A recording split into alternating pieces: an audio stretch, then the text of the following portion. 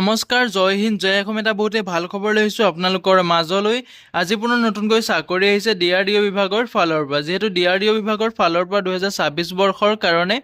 764টাকৈ পদ মুকলি হৈছে ইয়াতে আপোনালোকৰ সিনিয়ৰ টেকনিক্যাল এসিস্ট্যান্ট আৰু টেকনিচিয়ানৰ পদ দেখিবলৈ পাব এই পদসমূহত আপুনি কেনেদৰে আবেদন কৰিব আবেদন কৰিবলৈ আপোনাৰ বয়সৰ সময়সীমা কিমান বিচাৰিছে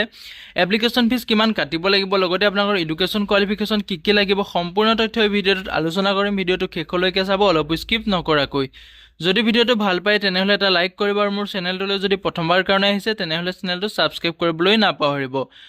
লগতে ভিডিঅ'টো সকলো বন্ধু-বান্ধৱীলৈ শ্বেয়াৰ কৰি দিব যাতে সকলোৱে প্ৰতিদিনে জবৰ আপডেটসমূহ এই চেনেলৰ দ্বাৰা পাই থাকিব পাৰে ভিডিঅ' ডেসক্ৰিপচনত মই হোৱাটছআপ চেনেলৰ লিংক দিছোঁ তাতো গৈ আপোনালোকে হোৱাটছআপ চেনেলটো ফলো কৰি ল'ব যাতে প্ৰতিদিনে জবৰ আপডেটসমূহ সকলোতকৈ আগতীয়াকৈ পাই থাকিব পাৰে যিহেতু ইয়াতে দেখিবলৈ পাইছে ডিআৰডিঅ ৰিক্ৰুটমেণ্ট 2026 ৰ ফালৰ পৰা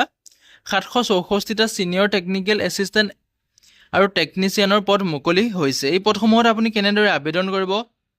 আবেদন কৰাৰ লাষ্ট ডেটটো যেহেতু আপোনালোকৰ 1 জানুৱাৰী 2026 লৈকে আপোনালোকৰ আবেদন কৰাৰ লাষ্ট ডেট আছে এটা অভাৰভিউ দিয়া আছে আপোনালোকে এটা দেখিবলৈ পাইছে যেটো আপোনালোকৰ সিনিয়ৰ টেকনিক্যাল এসিস্ট্যান্ট বি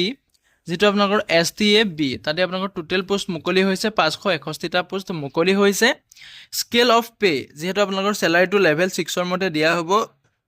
35400 টকাৰ পৰা আৰম্ভ কৰি 1,12,400 টকালৈকে আপুনি স্যালাৰিসমূহ লাভ কৰিব পাৰিব ইয়াতে এডুকেশন কোৱালিফিকেশনটো বিচাৰিছে আপোনালোকৰ যেটো সিনিয়ৰ টেকনিক্যাল এসিস্ট্যান্ট আছে তাত আপোনালোকৰ এডুকেশন কোৱালিফিকেশনটো ব্যাচেলৰ ডিগ্ৰী ইন সায়েন্স মানে আপুনি বিএসসি টো কৰিব লাগিব বিএসসি যদি আপুনি কৰি থৈছে তেতিয়া আপুনি পদসমূহত আবেদন কৰিব পাৰিব লগতে আপুনি যদি ডিপ্লোমা ইন ইঞ্জিনিয়াৰিং বা টেকনলজি টেকনিক্যাল কম্পিউটাৰ সায়েন্স যদি আপুনি ডিপ্লোমা কৰি থৈছে ইঞ্জিনিয়াৰিং টেকনলজি টেকনিক্যাল কম্পিউটাৰ সায়েন্সত তেতিয়াও আপুনি পদসমূহত আবেদন কৰিব পাৰিব দুই নম্বৰতে আছে আপোনালোকৰ যেটো টেকনিচিয়ান এ হয় যেটো আপোনাৰ টেক এ হয় তাত আপোনালোকৰ 203টা পদ মুকলি হৈছে এই পদটো আপোনালোকৰ স্যালাৰিসমূহ লেভেল 2 মতে স্যালাৰিসমূহ দিয়া হ'ব 19900 টকাৰ পৰা আৰম্ভ কৰি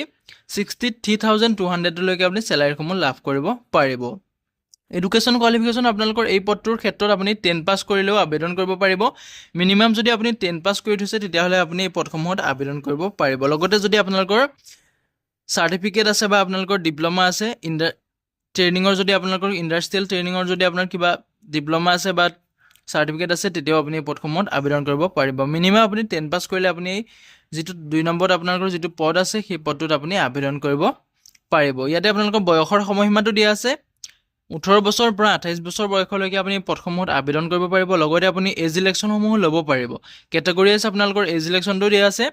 ওবিসি এনসিএলৰ কাৰণে আপুনি 3 বছৰকৈ এজ ইলেকশন ল'ব পাৰিব যদিহে আপুনি ওবিসি বা এনসিএলৰ ক্যান্ডিডেট হয় তেনেহলে আপুনি 3 বছৰকৈ এজ ইলেকশন ল'ব পাৰিব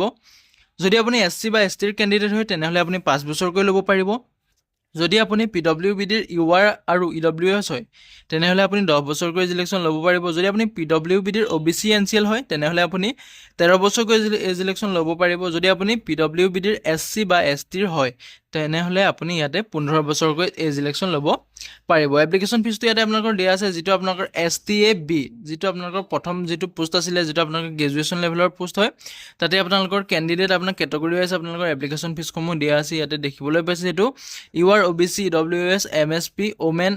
SC ST PWD ex servicemen সকলে ইয়াতে কোনো ধৰণৰ এপ্লিকেশন ফিজ দিব নালাগে মানে যিসকল ওমেন এসসি এসটি পিডব্লিউডি আৰু এক্স সাৰ্ভিসমেন হয় তেওঁলোকে ইয়াত কোনো ধৰণৰ এপ্লিকেশন ফিজ দিব নালাগে যিসকল ইউআৰ ওবিসি ইডব্লিউএছ আৰু এমএসপি হয় তেওঁলোকে 250 টকা এপ্লিকেশন ফিজ কাটিব লাগিব আছে নটিফিকেশনৰ যেহেতু এটা আপোনালোকৰ ৰিফান্ডেবল আপোনাৰ যেটো ফিজ দিয়া আছে হেতুত আপোনালোকৰ 500 টকা কাটিব লাগিব ওমেন যেটো আপোনালোকৰ women SC ST PWD ex servicemen তেওঁলোকে এই ফিজটো কাটিব লাগিব 500 টকাকৈ কাটিব লাগিব টোটাল আপোনালোকৰ যেটো মিলাই মেলি ফিজ হ'বগে ওবিসি ইউআৰ ওবিসি ইডব্লিউএছ ৰ কাৰণে আপুনি 750 টকা দিব লাগিব আৰু ওমেনৰ পৰা আপুনি এক্স সাৰ্ভিসমেন হলে 500 টকাকৈ এপ্লিকেশন ফিজ কাটিব লাগিব যেটো আপোনালোকৰ টেকনিচিয়ান এ আছিল তাতে জেনেৰেল ওবিসি ইডব্লিউএছ ইয়াতে 100 টকাকৈ এপ্লিকেশন ফিজ কাটিব লাগিব আৰু ৰিফান্ডেবল ফিটো আপোনাৰ 500 টকা কাটিব লাগিব টোটাল আপুনি 600 টকা এপ্লিকেশন ফিজ কাটিব লাগিব ওমেন এসসি এসটিৰ ইয়াতে কোনো ধৰণৰ এপ্লিকেশন ফিজ কাটিব নালাগে কিন্তু আপোনালোকৰ ৰিফান্ডেবল যেটো ফিজ আছে হেতু কাটিব লাগিব আপোনালোকেও এটো টোটাল 500 টকা এপ্লিকেশন ফিজ কাটিব লাগিব যদি আপুনি প্ৰথমত ইন্টাৰেস্টেড হয় এলিজিবল হয় আবেদন কৰিব বিচাৰিলে আপুনি আবেদনসমূহ কৰি ল'ব পাৰিব। ভিডিঅ' ডেছক্ৰিপশ্যনতে মই আবেদনৰ লিংক দিছোঁ, তাতে গৈ আপুনি আবেদনসমূহ কৰি ল'ব পাৰিব। যদি আপুনি প্ৰথমত ইণ্টাৰেষ্টেড হয় বা এলিজিবল হয়, যদি আপুনি আবেদন কৰিব বিচাৰে, ভিডিঅ' ডেছক্ৰিপশ্যনতে মই আবেদনৰ লিংক দিছোঁ, তাতে গৈ আপুনি আবেদনসমূহ কৰি ল'ব পাৰিব। আবেদন কেতিয়াৰ পৰা ষ্টাৰ্ট হৈছিলে, যিহেতু আপোনালোকে ইয়াতে দেখিবলৈ পাইছে 11 ডিচেম্বৰ 2025, যিহেতু 11 ডিচেম্বৰ তাৰিখৰ পৰা এই পদসমূহত আবেদন প্ৰক্ৰিয়াটো ষ্টাৰ্ট হৈ গৈছে। লাষ্ট ডেটটো আছে আপোনালোকৰ 1 জানুৱাৰী তাৰিখলৈকে লাষ্ট ডেট আছে। যদিহে আপুনি এতিয়াও আবেদন কৰিব পৰা নাই বা এতিয়াও যদি আপুনি আবেদন কৰিব নোৱাৰে, আপুনি 1 জানুৱাৰী তাৰিখলৈকে আপুনি আবেদনসমূহ কৰি ল'ব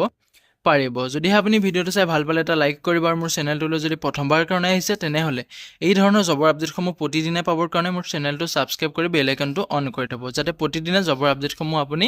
সকলোতকৈ আগতীয়াকৈ পাব পাৰে। তাৰ কাৰণে আপুনি হোৱাটছএপ চেনেলটোতো ফ'ল' কৰি ল'ব পাৰিব। জয় হিন্দ, জয় অসম।